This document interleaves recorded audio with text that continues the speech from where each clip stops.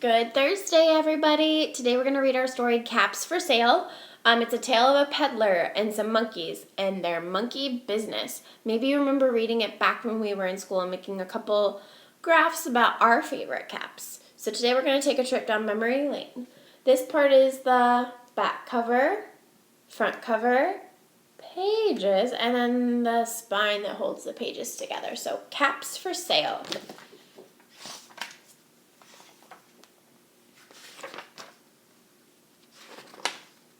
Once there was a peddler who sold caps, but he was not like an ordinary peddler. Carrying his wares on his back, he carried them on top of his head. First he had his own checked cap, then a bunch of gray caps, then a bunch of brown caps, then a bunch of blue caps, and on the very top a bunch of red caps. He walked up and down the streets, holding himself very straight so not to upset his caps. As he went along, he called, "Caps! Caps for sale! 50 cents a cap!" One morning, he couldn't sell any caps. He walked up the street and he walked down the street, calling, "Caps! Caps for sale! 50 cents a cap!" But nobody wanted any caps that morning. Nobody wanted even a red cap, and he began to feel very hungry. But he had no money for lunch. "I think I'll go for a walk in the country," he said, and as he walked out of the town, slowly, as not to upset his caps.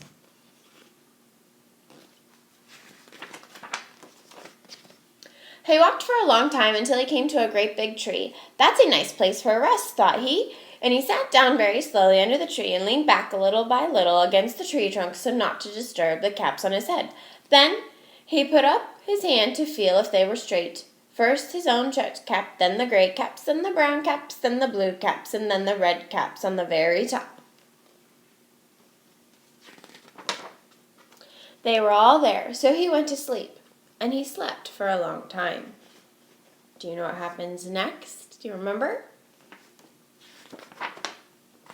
When he woke up, he was refreshed and well rested. But before standing up, he felt with his hand to make sure all his caps were in the right place.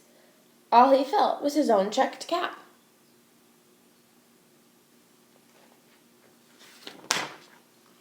He looked to the right of him, no caps. He looked to the left of him, no caps.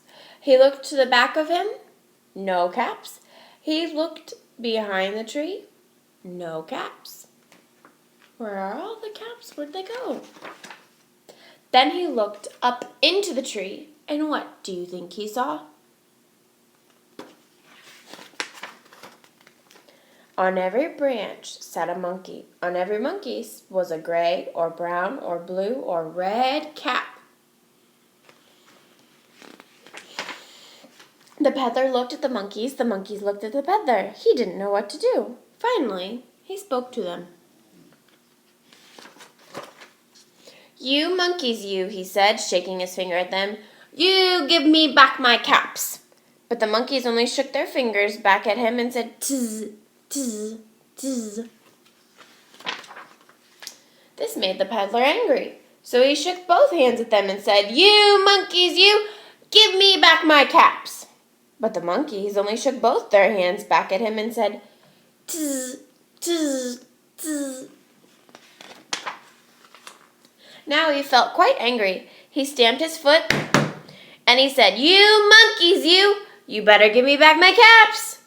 But only the monkeys stomped their feet back at him and said, "Tz, tz, tz." By this time, the peddler was really very angry. He stamped both his feet and shouted, "You monkeys, you must give me back my caps." But the monkeys only stomped both their feet back at him and said, "Tz, tz, tz." At least he became so angry that he pulled off his own hat, threw it on the ground, and began to walk away.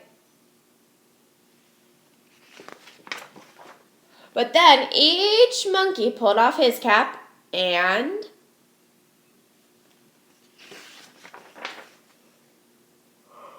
oh my!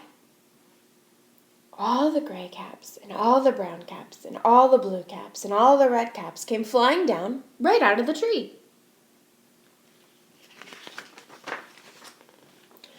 So the peddler picked up his caps and put them back on his head. First his own checked cap, then the gray caps, then the brown caps, then the blue caps, and then the red caps on the very top. And slowly, slowly, he walked back to town calling, "Caps! Caps for sale! 50 cents a cap!" And that was the end of the story. All right, today, friends. So for your story add along, you are going to play a game called Monkey See, Monkey Do. Because if you remember when we talked about it and we played this game at the school, the monkeys were mimicking or copying everything the peddler did. So today, I want you to find a friend, a brother, a sister, mom, dad, grandma, grandpa, whoever, and play the game Monkey See, Monkey Do. So if we were playing this in the classroom, Mrs. Fish might try skipping around the room, or hopping on one foot, or galloping around the classroom. So if you're at home, you can try these things, but remember, who's ever the monkey has to do whatever the instructor says. So one of you needs to take turns being the peddler or the instructor, and the other person needs to take turns being the monkey, and then you can switch. Okay?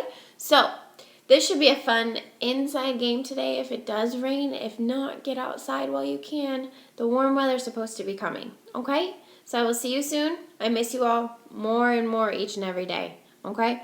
Oh, and I also wanted to give out a shout out to Rylan and Amelia because they had birthdays today. Rylan's was on Tuesday and Amelia's will be tomorrow. So if you're watching this, happy birthday, girls. I'm sorry I can't be there to celebrate with you. I'll see you later. Bye!